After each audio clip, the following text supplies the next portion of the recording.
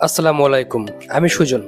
আপনাদের সবাইকে স্বাগতম মিস্টার সুজনের আরো একটি নতুন ইতিহাস ও ভ্রমণ ব্যক্তিক ভিডিওতে।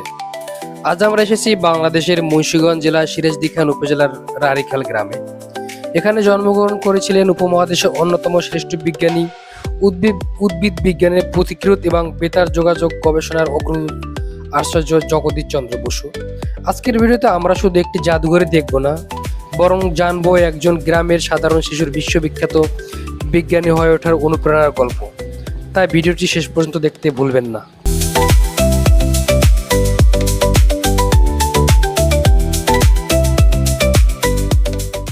জগদীশ চন্দ্র বসু জন্মগ্রহণ করেন 1858 সালের 30 নভেম্বর তৎকালীন বিক্রমপুরের রাড়ীখাল গ্রামে।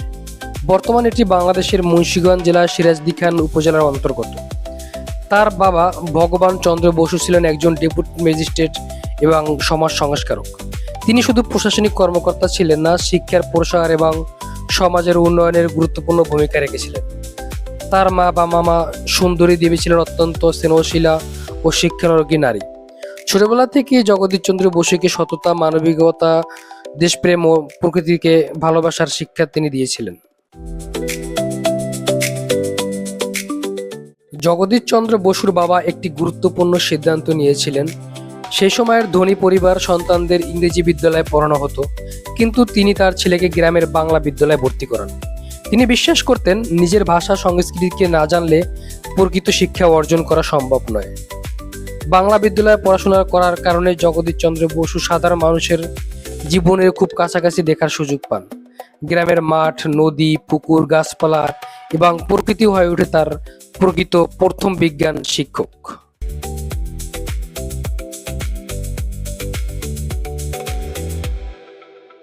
প্রাথমিক শিক্ষা শেষে তিনি কলকাতার সেন্ট জেভিয়ার্স স্কুল এবং পরে সেন্ট জেভিয়ার্স কলেজে ভর্তি হন। সেখানে তিনি বিখ্যাত বিজ্ঞান শিক্ষার ফাদার ইউজাল লেফের কাছ থেকে বিজ্ঞান শিক্ষার অনুপ্রেরণা লাভ করেন। এরপর উচ্চশিক্ষার জন্য তিনি লন্ডনে যান। প্রথমে চিকিৎসা বিজ্ঞান পড়া শুরু করলেও অসুস্থতার কারণে এ বিষয়ে তিনি পরিবর্তন করেন। পরে তিনি কেমব্রিজ বিশ্ববিদ্যালয়, ক্রাইস্টন কলেজে প্রাকৃতিক বিজ্ঞান অধ্যয়ন করেন এবং লন্ডন বিশ্ববিদ্যালয় থেকেও বিজ্ঞান বিষয়ে ডিগ্রি অর্জন করেন।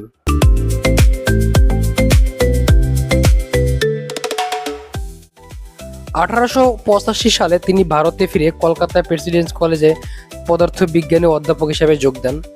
সে সময় ভারতীয় শিক্ষকদের বেতন ইউরোপীয় শিক্ষকদের তুলনায় অনেক কম ছিল। এই বৈষম্যের প্রতিবাদে তিনি দীর্ঘ সময় পূর্ণ বেতন না নিয়ে অধ্যাপনা চালিয়ে যান। শেষ পর্যন্ত তার ন্যায্য দাবি মেনে নেওয়া হয়।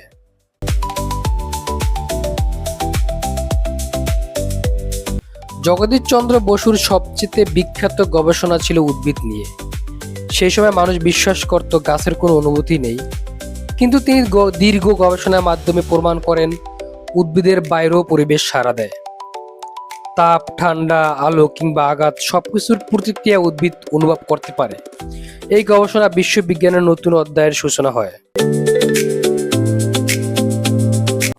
এবার চলুন যাওয়া যাক তার জন্মভিটায়। এটাই সেই ঐতিহাসিক বাড়ি যেখানে তার শৈশব কেটেছে। বাড়িটি বর্তমানে সংরক্ষিত আছে। এখানে এসে মনে হয় যেন ইতিহাসের জীবন্ত হয়ে উঠেছে।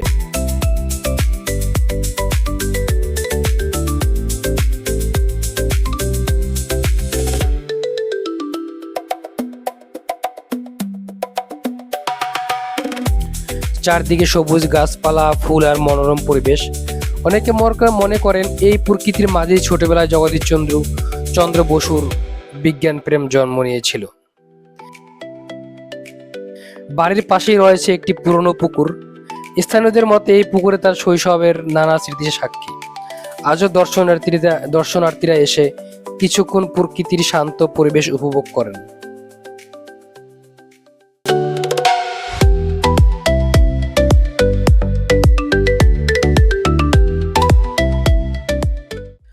জগদীশ চন্দ্র বসু তার নামে এখানে প্রতিষ্ঠিত হয়েছে জগদীশ চন্দ্র বসু কলেজ।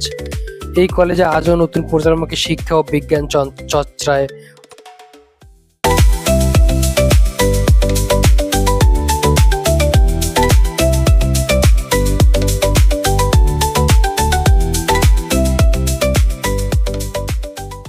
জগদীশচন্দ্র বসুর এই বাড়িটি এখন জাদুঘর হিসাবে সংরক্ষিত হয়েছে।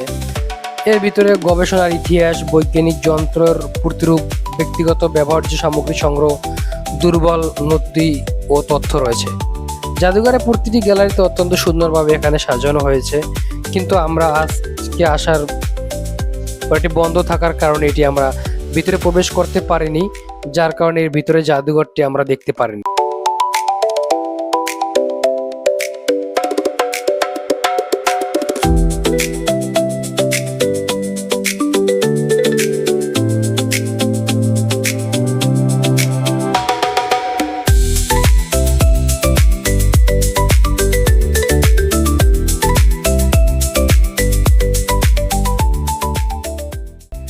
ইতিহাসকে যারা ভালোবাসে, ইতিহাসকে যারা জানতে চান, তারা অবশ্যই এই জাদুঘরটি ভ্রমণ করতে আসবেন।